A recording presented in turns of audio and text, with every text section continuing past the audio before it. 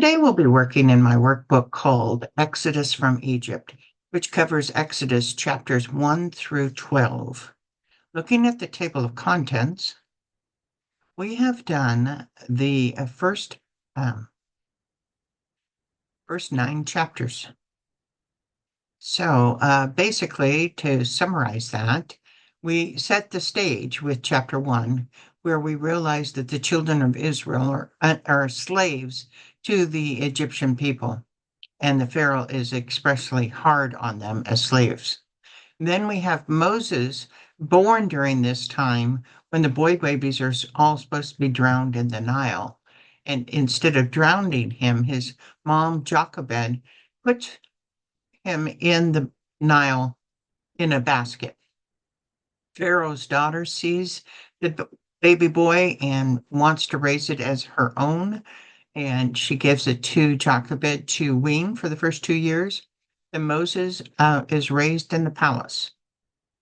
Now, about age 40, and we hear from Stephen in the New Testament, but we don't read it in Genesis, that he's raised in all the knowledge of the palace, the Egyptians, and wisdom and knowledge. He realizes God has told him that he's going to lead his people, Israel. And so he assumes it's going to happen right away. This is all back knowledge that we get from the combination of Stevens and Exodus.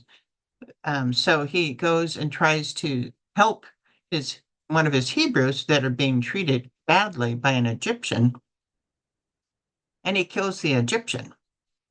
Then he flees to Midian when the Pharaoh wants to kill him for killing the Egyptian. So he flees to Midian. And so then we have, he was 40 years of age when he killed the Egyptian, and he's going to spend another 40 years in the land of Midian. There he meets his wife Zipporah, and he has 2 children, Eleazar and Gershom. Then when he's tending his father-in-law's sheep on Mount Horeb, he sees a burning bush that is burning but not burning up. So he goes to check it out, and God talks to him from the burning bush, telling him that he is now the leader of the Israelites, that he's going to use, God is going to use Moses to take the Israelites out of Egypt.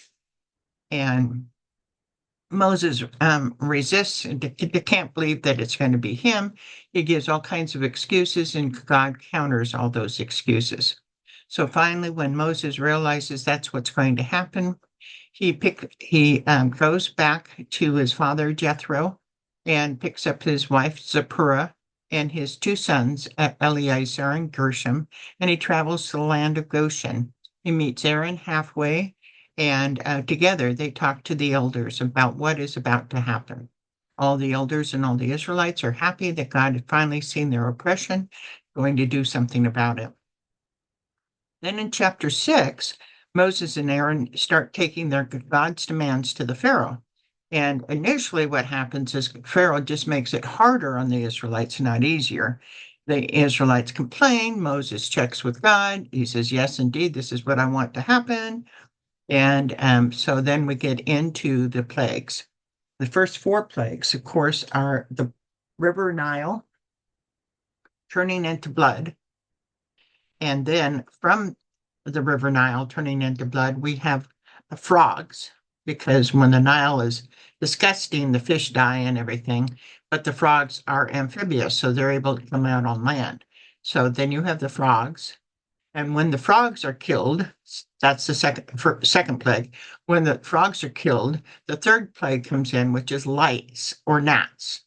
Can be any of those. And when the lice or gnats die out, the 4th plague is flies. So you can see a progression here of dead frogs bringing lice and flies. Then in chapter 8, we're doing with plagues 5, 6, and 7.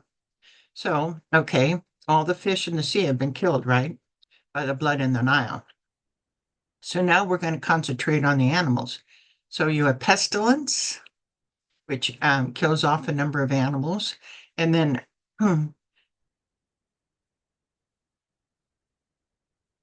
okay, Then, make sure my list is here. Then you have boils, both on humans and animals. So any animal that wasn't killed with the pestilence was going to be killed off with the boils. And so you have boils both on human and animals. And then on 7, and that kills off most of the animals. On 7, then becomes hail.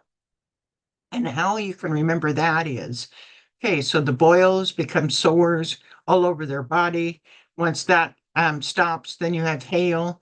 Imagine hail touching any sensitive sore part of your body. That'd be really hard. So that's one way to remember that is pestilence kills off all the animals. Hail boils attacks both the Egyptians and the animals, and then hail. Now, the hail was also going to start bringing in the next two because it starts working on the fruit and vegetables and herbs. So all the trees are broken with the hail, and many of the crops are destroyed, but not all of them, because the next one after hail is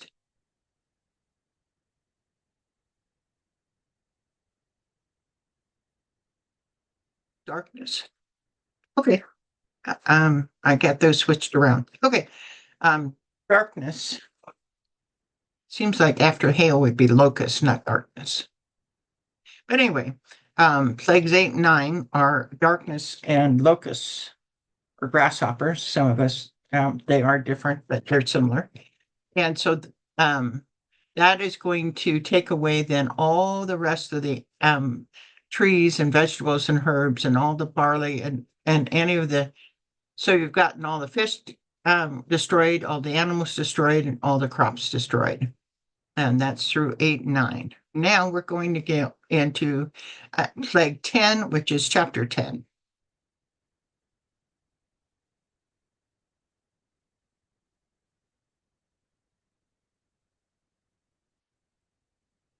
Okay, chapter 10, death of the Egyptian firstborn. This covers Exodus 11:1 through 12:30. Exodus 11:4. Then Moses said, Thus says the Lord, about midnight I will go out into the midst of Egypt, and all the firstborn in the land of Egypt shall die. From the firstborn of Pharaoh, who sits on his throne, even to the firstborn of the female servant who is behind the handmill, and all the firstborn of the animals. Then there shall be a great cry throughout all the land of Egypt, such as was not like it before, nor shall it be again. But against none of the children of Israel shall a dog move its tongue against man or beast, that you may know that the Lord does make a difference between the Egyptians and Israel. And all these your servants shall come down to me and bow to me, saying, Get out, and all the people who follow you. After that I will go out. Then he went out from Pharaoh in great anger. But the Lord said to Moses, Pharaoh will not heed you, so that my wonders may be multiplied in the land of Egypt. So Moses and Aaron did all these wonders before Pharaoh, and the Lord hardened Pharaoh's heart, and he did not let the children of Israel go out of his land. What time of day was the next plague to arrive? Midnight. And number 2, in order to complete it, it would say, all the firstborn in the land of Egypt shall die, from the firstborn of Pharaoh who sits on the throne, even to the firstborn of the female servant who is behind the handmill, and the firstborn of the animals. So there is some animals left. I don't know where they're coming from, but who will be spared from this plague? The Israelites. After the plague, who will bow down to Moses? All the Egyptians. What will those who bow say? Get out and take all the people who follow you out.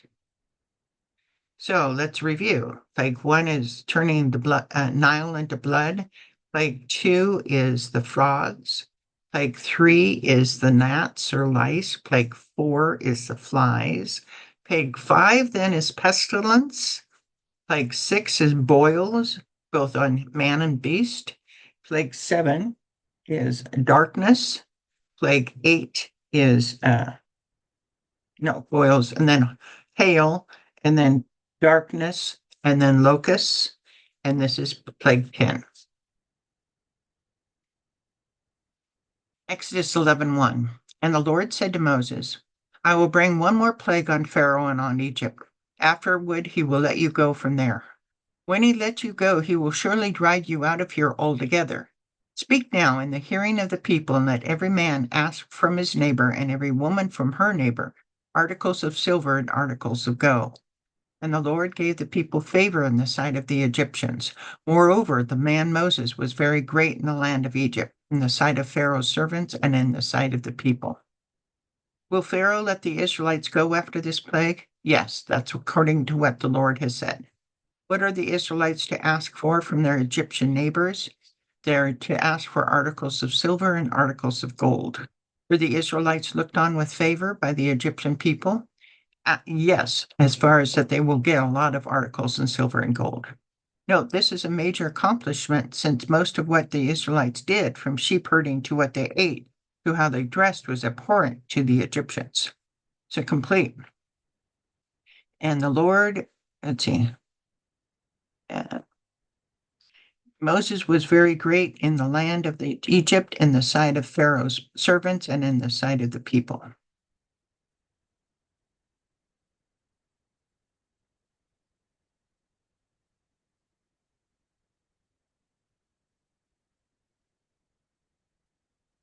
So Exodus 12:1. Now the Lord spoke to Moses and Aaron in the land of Egypt, saying, This month shall be your beginning of months. It shall be the first month of the year to you. This is where the Hebrew calendar is created. So this is the final plague. This final plague will be where the Jewish calendar starts from. Base the information below. During what secular months was this final plague? As we will find out, this last plague will be known as Passover. March and April. What is the name of the first month on the Jewish calendar? First month on the Jewish calendar, Nisan. In what month is Hanukkah? Kislev, or November, December. What two Jewish months are the rainy season? Well, let's see here.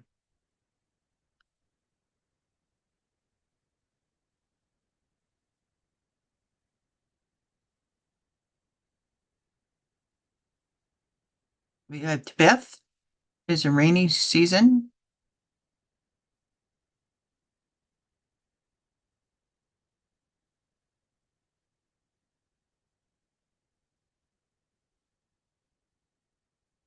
I guess Tebeth, which is Tebeth, which would be Tibet, I guess, December, January.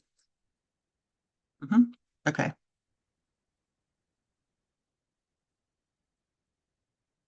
What two Jewish months are the rainy season? So Jewish months. Tibet for sure. Let's look around there. When we know Tibet, let's see what else I say and see if I can figure this out. Okay. It's Sheba or Shevet. Let's look at Shevet or Sheba. Oh, I see. Rainy season is right near the base of those two. Rainy season. Okay, got it. Now I got it. If the secular month is split on the 15th, which Hebrew month is your birthday in? Well, my birthday happens to be in October. And so it would be in Tishri, is my birthday, around Tishri. Okay, cool. Exodus 12:3. Speak to all the congregation of Israel, saying, On the 10th of this month, every man shall take for himself a lamb, according to the house of his father, a lamb for the household. And if the household is too small for the lamb, let him and his neighbor next to his house take it, according to the number of persons. According to each man's need, you shall make your count for the lamb. Your lamb shall be without blemish, a male of the first year. You may take it from the sheep or from the goats. Now you shall keep it until the 14th day of the month. What day of the month should every man take a lamb? The 10th day of the month. So this would be the 10th of which month? The 10th of Nisan. It's the first month that they're starting, the 10th of Nisan.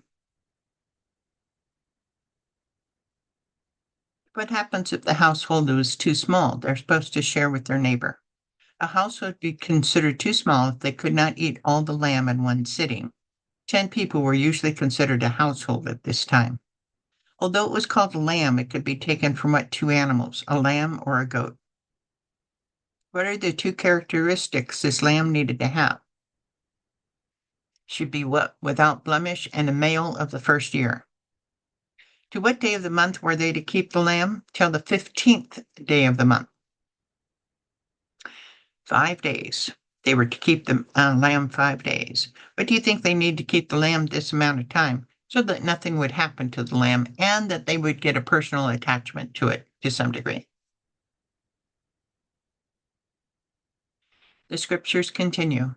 Exodus 12:6b. Then the whole assembly of the congregation of Israel shall kill it at twilight. And thou shalt take some of the blood and put it on the two doorposts and on the lintel of the houses where they eat it. And they shall eat the flesh on that night, roasted in fire, with unleavened bread and with bitter herbs they shall eat it. Do not eat it raw, nor boiled at all with water, but roast it in fire, its head with its legs and entrails. You shall let none of it remain until morning. What remains of it till morning you shall burn with fire. And thus you shall eat it, with a belt on your waist, your sandals on your feet, and your staff in your hand. So you shall eat it in haste.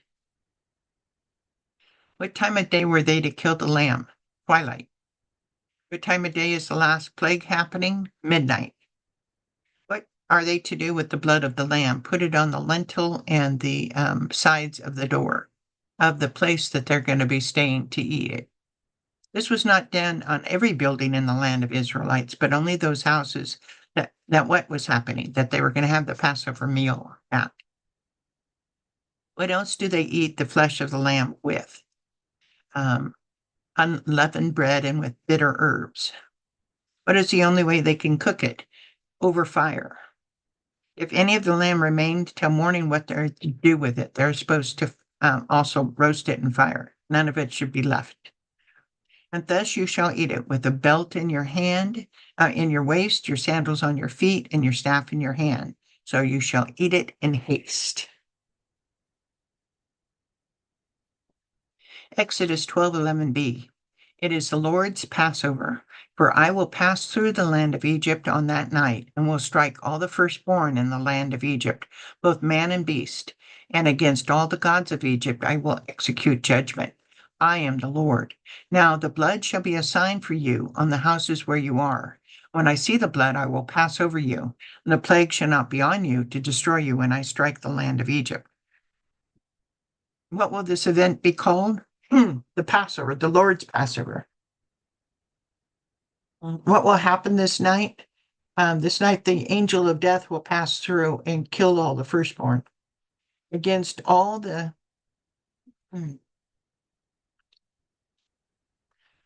gods of Egypt, I will execute judgment. Why did they need to put the blood on the lamb on the doorposts and lintel? So the death angel could see that and move on and not go inside the house. Would the blood be on the doorposts and lintels of the Egyptians? Nope. The scriptures continue. Exodus 12:14. So this day shall be to you a memorial, and you shall keep it as a feast to the Lord throughout your generations. You shall keep it as a feast by an everlasting ordinance. 7 days shall you eat unleavened bread. On the first day you shall remove leaven from your houses. For whoever eats leavened bread from the first day until the 7th day, that person shall be cut off from Israel. On the first day there shall be a holy convocation. On the 7th day there shall be a holy convocation for you. No matter of work will be done on them, but that which everyone must eat, that only may be prepared by you. So you shall observe the feast of unleavened bread, for on this same day I will have brought your armies out of the land of Egypt. Therefore you shall observe this day throughout your generations as an everlasting ordinance. In the first month, on the 14th day of the month at evening, you shall eat unleavened bread until the 21st day of month at evening. For 7 days no leaven shall be found in your houses, since whoever eats what is leavened, that same person shall be cut off from the congregation of Israel, whether he is a stranger or a native of the land. You shall eat nothing leavened, in all your dwellings you shall eat unleavened bread. How long were they to eat unleavened bread? For 7 days. So what is another name for the Passover feast? The Feast of Unleavened Bread. From what day of the month to what day of the month was the feast to happen? From the 14th to the 21st. Based on the picture to the right, who also ate the Passover, which is also known as the Last Supper? Jesus. Scriptures continue. Exodus 12:21. Then Moses called for all the elders of Israel and said to them, pick out and take lambs for yourselves according to your families, and kill the Passover lamb. And you shall take a bunch of hyssop, dip it in blood that is in the basin, and strike the lintel and the 2 doorposts with the blood that is in the basin.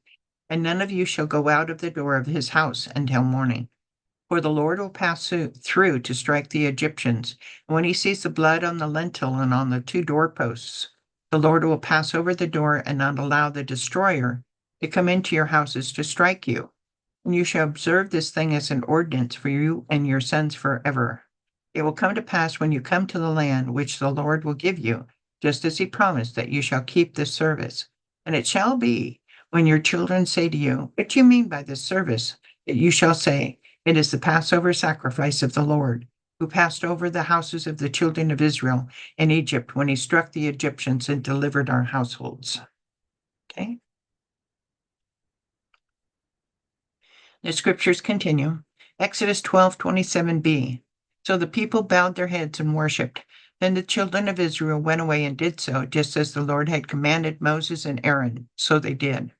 And it came to pass at midnight that the Lord struck all the firstborn in the land of Egypt, from the firstborn of the Pharaoh who sat on his throne, to the firstborn of the captive who was in the dungeon, all the firstborn of livestock.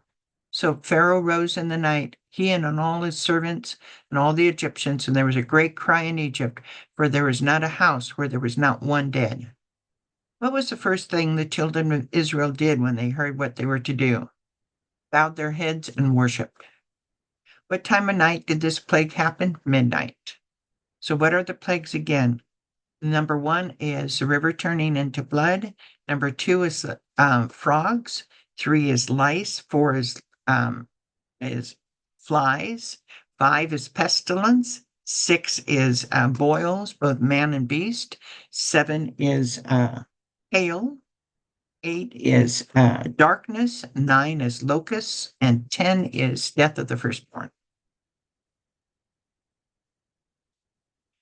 Okay, so now we come to the end of this end of this chapter. So number 1, the animal the Israelites was to keep for 4 days was a lamb. Number 4, the first month of the Jewish calendar is Nisan. Make sure I have my answers in front of us. This lamb can come from either the sheep or the goat. 6, the Israelites need to put the blood on the doorposts and the lintel of their houses. The 10th plague is death of the firstborn. 2 down, death of the firstborn of Egypt happened at what time of day? Midnight. 3, the Feast of Unleavened Bread is also known as the Lord's Passover. 7, every Israelite is to ask from his neighbor for articles of silver and gold. So that's the end of this chapter. I hope you enjoyed it.